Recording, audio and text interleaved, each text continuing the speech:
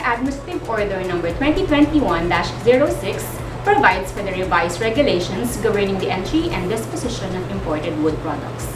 It addresses the clamor of the import industry players on registration requirement, provides for clarification on issues and concerns on importation of wood products, and supports the government's program on ease of doing business. It repealed the following DNR administrative orders, namely DAO number 9946, DAO 2000-14, DAO 2000-20, and DAO 2001-22. So how did this policy differ from DAO 1999-46, which was the reference policy of the DNR for almost 2 decades? The DAO number 2021-06 provided the following major revisions on the wood importation policy. Number 1. This policy adopted the ASEAN Harmonized Tariff Nomenclature, or AHTN, tariff book, specifically the 2017 edition, which is the latest reference provided by the Tariff Commission, and it specifies and classifies the commodities being imported and exported through unique codes.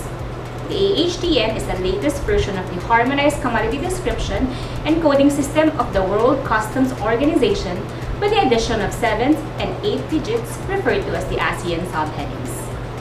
Imported wood products which are not mentioned under this policy are not covered, therefore shall not be regulated by the DNR. Number 2.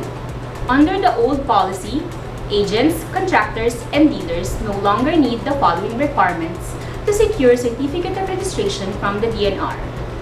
They are certificate from the Philippine Wood Producers Association, certificate issued by the Chamber of Furniture Industries of the Philippines in case of wood furniture manufacturers, an authentication of the contract between the local importer and foreign exporter by the Philippine Embassy or attaché at the country of origin of wood materials. Number 3. Ports of Dumaguete City in Negros Oriental and Bislig in Surigao del Sur were included in the list of ports of entry, and fees and bonds to be collected were updated to rationalize the increase in forestry fees.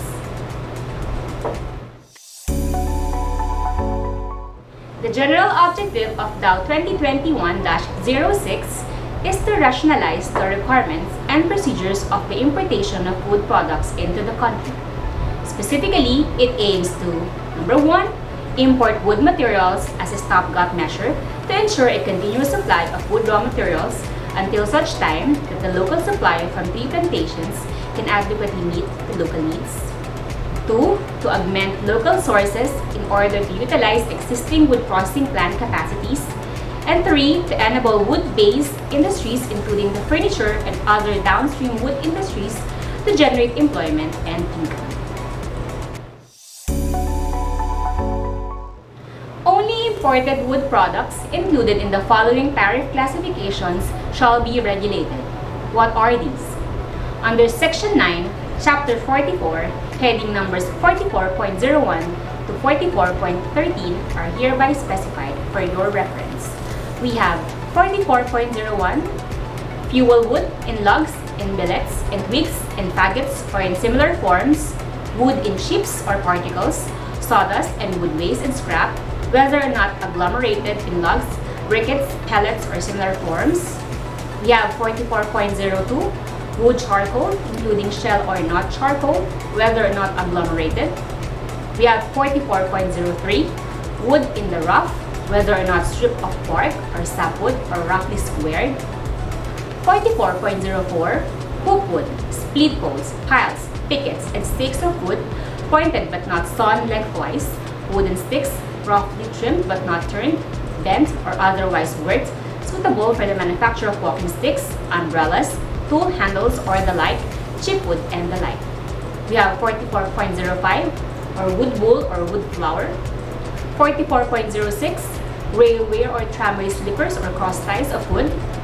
We have 44.07, wood sawn or chipped lengthwise, sliced or peeled, whether or not planed, sanded, or end jointed, of a thickness exceeding 6 millimeters.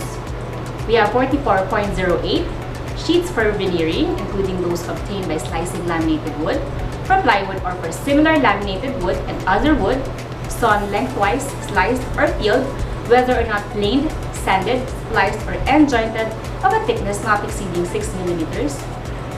We have 44.09 wood, including strips and fringes of parquet flooring, not assembled, continuously shaped, tongued, grooved, rebated, chamfered, bead-jointed, beaded, molded, rounded, or the like, along any of its edges, ends, or faces, whether or not planed, sanded, or end-jointed. We have 44.10 particle board or rented strand board, and similar boards, examples are wafer board, of wood or other ligneous materials, whether or not agglomerated with resins or other organic binding substances.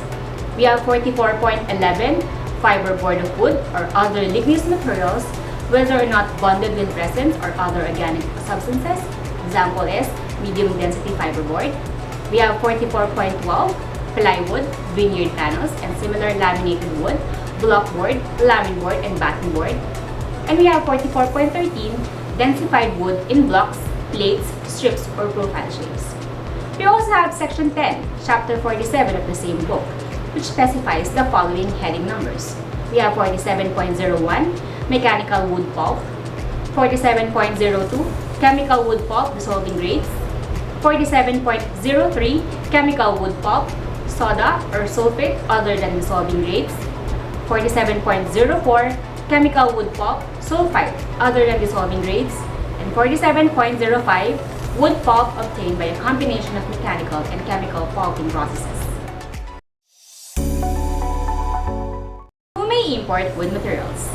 We have holders of tenure instruments, holders of wood processing plant permits, holders of certificate of registration as wood furniture manufacturer, agent, contractor, or dealer of logs or poles, and piles or lumber issued by the DNR. Provided that before availing the privilege to import, the holder of the tenure and or the WPP permit shall have his current logs or commercial poles and piles and or lumber dealer's permit stamped by the Office of the Regional Executive Director as a valid authority to import wood materials. Provided further that a wood furniture manufacturer, agent, contractor, or dealer not a holder of tenure or WPP permit shall first secure the registration requirements specified under Section 11 of DAO 2021-06, which I will discuss later on. Until such time that the Secretary of Environment and Natural Resources has designated other ports, the following shall be the authorized entry points of imported wood materials. For Luzon, the following ports are authorized to be the entry of imported wood products, such as Poro Point in San Fernando, La Union, Santa Ana in Cagayan, Maribeles in Bataan, Subic Bay Port, Legazpi City, South Harbor in Manila, North Harbor in Manila, and Batangas City. For the Visayas, we have ports in Iloilo City, Cebu City, Bacolod City, and Dumaguete City. And finally, for Mindanao, the ports of Cagayan de Oro City, Butuan City, Bislig in Surigao del Sur, Davao City, Zamboanga City, Parang in Maguindanao, and General Santos City are the only ports nationwide that importation and even exportation may take place. Other than these ports, all transactions on wood-related imports and exports are considered illegal. The entry and discharge of imported wood materials shall be in accordance with the requirements and procedures of the Bureau of Customs and Bureau of Plant Industry, specifically the National Plant Quarantine Services Division. Provided that the Customs District Collector of the BOC or his authorized agents shall require the importer or his authorized representatives to submit a copy of the authority to import, currently stamped log, commercial poles and piles or lumber dealer's permit, or a certificate of registration validly issued by the DNR, and the plant quarantine officer concerned of the BPI shall require the owner or agent of the carrier or said importer or his authorized representatives to submit the phytosanitary certificate pertaining to the imported wood materials issued by the country of origin as vital document in the issuance of inspection report. Provided further that in the absence of a DNR Port Integrated Clearing Office or PICO, the service of qualified DNR designated technical personnel shall be made available to BOC and or BPI and PQSD when officially requested by the latter. Provided finally that in the case of imported wood products from these species listed under CITES, the importer or his representative shall be required to present to the custom officer and DNR monitoring team or wildlife traffic monitoring unit assigned at the port of entry the CITES export or re-export permit issued by the CITES Management Authority of the country of origin and the CITES import permit issued by the DNR Biodiversity Management Bureau. The copies of the following documents shall be sufficient to accompany the movement or transport of imported wood materials from the port of entry to the point of destination. Number 1. Authority to import or certificate of registration to import wood materials. Number 2. Sanitary and phytosanitary import clearance or plant quarantine service certificate issued by the BPI and or phytosanitary certificate, whichever is applicable, issued by the country of origin, indicating therein the kind of quarantine treatment applied or requested, if any. Number 3, we have the BOC Import Entry and Internal Revenue Declaration Form 236, which is a standard form issued by the Bureau of Customs that is already aligned with UN layout key, used to promote trade, enhance control measures, and collection of accurate trade statistics. Number 4, Commercial Invoice, which is a legal document between the supplier and the customer that clearly describes the sold goods and the amount due on the customer. Number 5, the Bill of Lading, which is a transport document as a contract of carriage between involved parties for the right to deliver and or claim goods at the port of destination.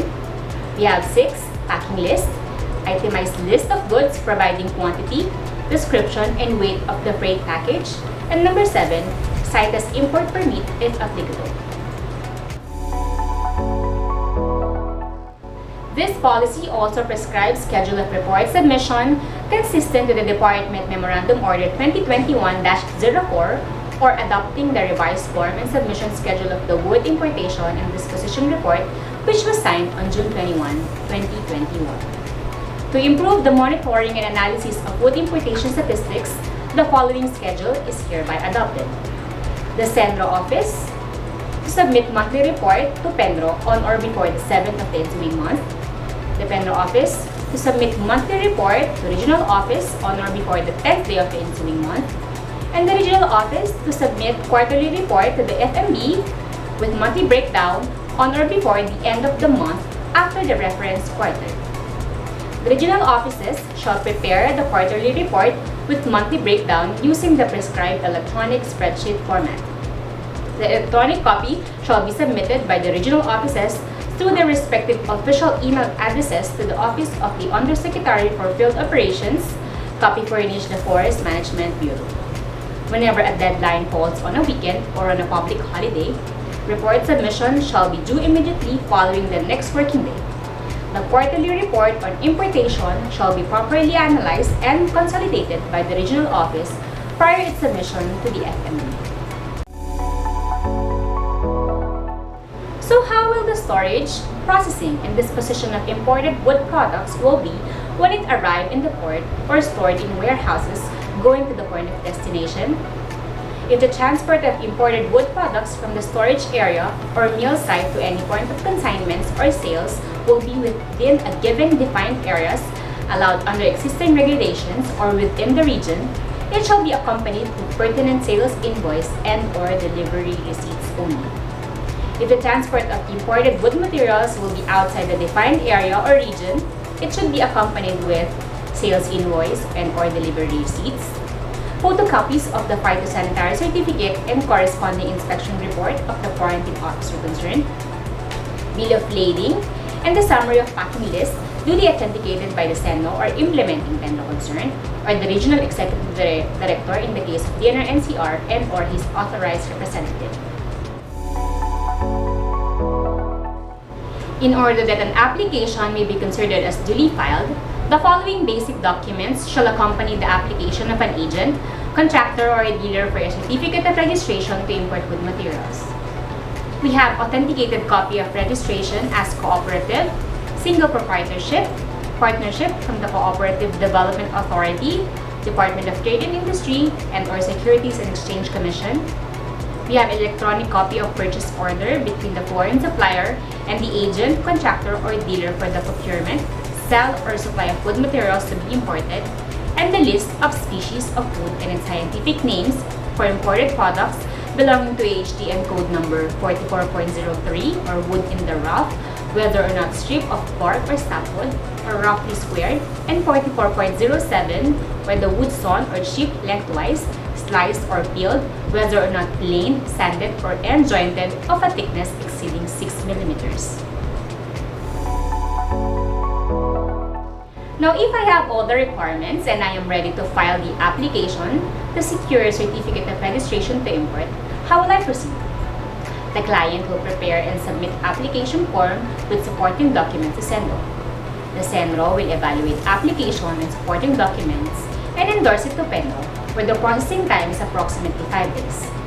The PENRO or implementing PENRO shall evaluate application and supporting documents and endorse it to the Regional Executive Director, where the processing time is again approximately 5 days.